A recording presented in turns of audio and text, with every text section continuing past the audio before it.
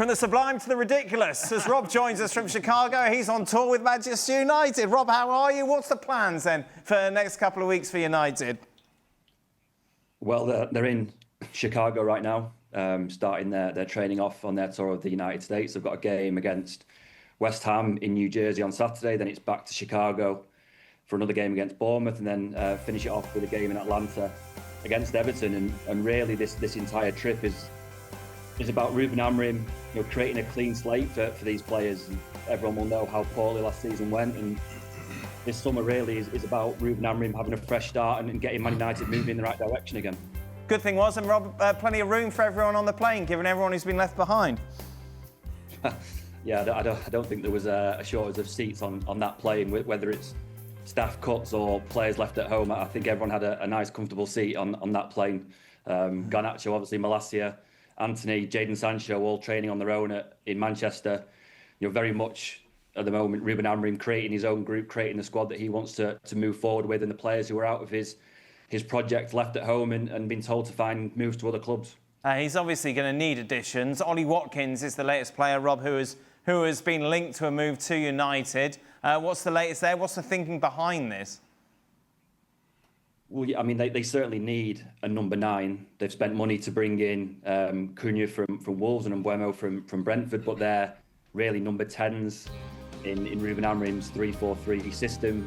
They will add goals, but United still need a number 9, because really Rasmus Højlund and Joshua Zirkzee just haven't shown they're good enough to fill that role so far. So they wanted Liam Delap. Obviously, Liam Delap then chose Chelsea. They looked at Gyökeres briefly. We think he's going to go to Arsenal. And now United are looking around for alternative targets, and Ollie Watkins is one of those. I don't think right now that's particularly advanced, but there have been conversations, between Man United and people associated with Watkins, just to kind of, find out what kind of financial conditions would be required to make that deal happen. I think there's a lot of those conversations going on with a lot of different targets. The one thing that we have been told from Man United is that there's no guarantee that there will be a new number 9 arriving before the transfer deadline. They have spent the bulk of their transfer budget on Cunha and Mbeumo. They need to get some of those players out, players we've just mentioned, Garnacho in particular, Anthony, Jadon Sancho, Tyrell Malacia. If they can do that and raise a little bit more money to boost the transfer pot, then possibly they could bring in a number 9. But I've just listened to you have that whole conversation on Alexander Isak. Historically, Man United would go to the best teams in the Premier League and take their best players. I think it's very telling that Man United aren't even in the conversation for Isak, because they just can't get anywhere near that £150 million valuation. And that tells you how different Man United are having to operate now than perhaps they were doing under Sir Alex Ferguson 10 or 15 years ago. That's a great point, isn't it, Mark? We were growing up and Manchester United could pretty much cherry pick the best players and bring them into the squad. They are so far away from that world now.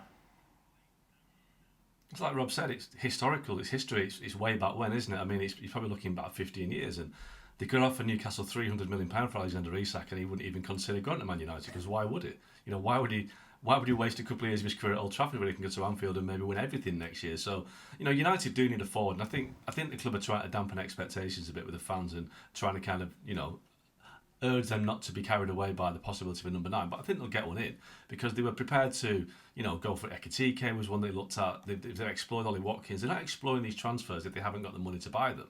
So they will bring a forward in, but I just think they're trying to like I said, just divert the attention of the fans a little bit. But we know that Amorim made it clear at the weekend he wants midfielders. So, they've got a lot of business to do. But I do think United get more business done because, well, let's be honest, they have to, don't they? They can't just go into the season with 2 new signings. But on the situation with they've got 5 number 10s now. Now, I think we get carried away sometimes by bracketing players in a certain position.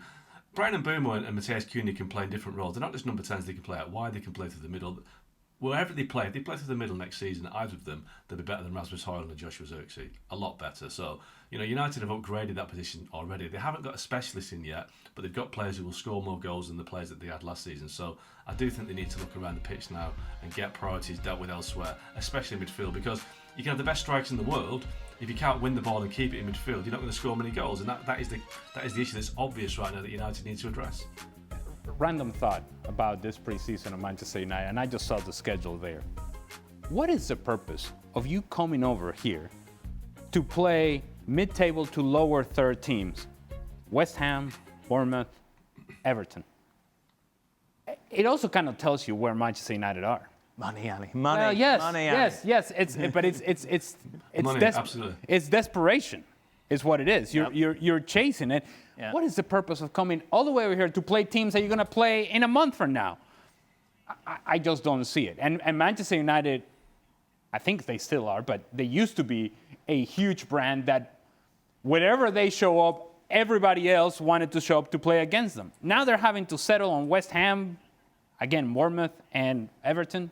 I've had enough of your Everton and West Ham and Bournemouth. Oh, I'm bashing, sorry. Ali. My bad. But Ali brings up a good point. Like, when I've been with Manchester United before, when they're on these pre-season tours, you've got hundreds of fans waiting outside the hotel to get autographs, to get photos of the players. Has that been diluted by their lack of success over the last couple of seasons, Rob? I mean, it's interesting that you should say that, because actually there's a few of us that went down to the team hotel in Chicago on Tuesday when they arrived, and we've been to, me and Mark have been on pre-season tours to the Far East before. We've been to America before, and we've seen these hotels absolutely mobbed by Man United fans waiting for pictures and autographs. And actually on Tuesday night, I mean, it was relatively late. It was about 9 p.m. in Chicago, but there was only a handful of fans. There was actually more police cars there than there were fans waiting for the team to arrive. I think it has been diluted a little bit. I mean, United are still a massive football club. They're still a massive brand. They would say themselves that they feel that they're on a level of, the Liverpool, Real Madrid, in terms of kind of profile within world football. But I think it has been diluted a little bit, particularly because it's been so long since they've had any real success. They have won the odd cup competition since Sir Alex Ferguson retired, but they haven't been anywhere near winning the Premier League. They haven't, qualified for the Champions League in many seasons, let alone get very far and try to win it. So, I think maybe the interest and the kind of the enthusiasm for Man United has dampened a little bit. And it'll be very interesting to see what kind of crowds United get for these pre-season games, particularly because we've just had a Club World Cup here. All the best teams in the world have just been and gone, and football fans, soccer fans have had the opportunity to see the likes of Man City, Real Madrid, PSG, Chelsea, these massive teams. So it'll be interesting to see what kind of crowds Man United get, particularly when they start against West Ham in New Jersey, because obviously MetLife is a huge stadium. It takes an awful lot to fill that stadium. So it'll be interesting to see what kind of crowds they get. And who are your superstars now? Who is your kind of poster boy for Manchester United, Mark? Well, not you, obviously. I was going to say Rob was right outside the hotel. Maybe the way to see Rob and his mates. Yeah. But, who's the superstar at Man United? It's a good point. Let's be honest. Liverpool right now are the coolest, most exciting team in the Premier League by some distance. That used to be Man United.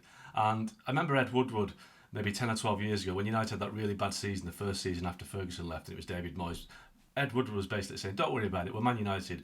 Liverpool have been rubbish for 30 years and they're still a huge club.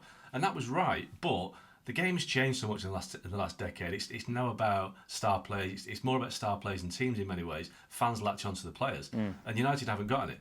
I mean, Marcus Rashford, ironically, is one of their biggest names, and he's not performed for 2 years, but they are losing one of their so-called biggest brand names by letting him go to Barcelona. I guess it'll be people like Mateus Cunha. Garnacho was a big figure, but he didn't perform either. But you're looking across the road at Liverpool, it's Mo Salah, it's Florian Wirtz, it's all these superstar players, Virgil van Dijk. United have got nothing like that. And that was what they used to be 15, 20 years ago. That's gone. And they're building now from ground zero in terms of building up their brand again. And they can't rely on the past for too much longer to be the kind of calling card, because the new generation of fans, I mean, if you're a kid supporting a Premier League team now, it's 12 years since Man United won the league. Kids don't know. You'd have to be mid-20s to know the last time United won the league. So there's a generation of fans that have grown up knowing only success for Man City, Liverpool, Chelsea.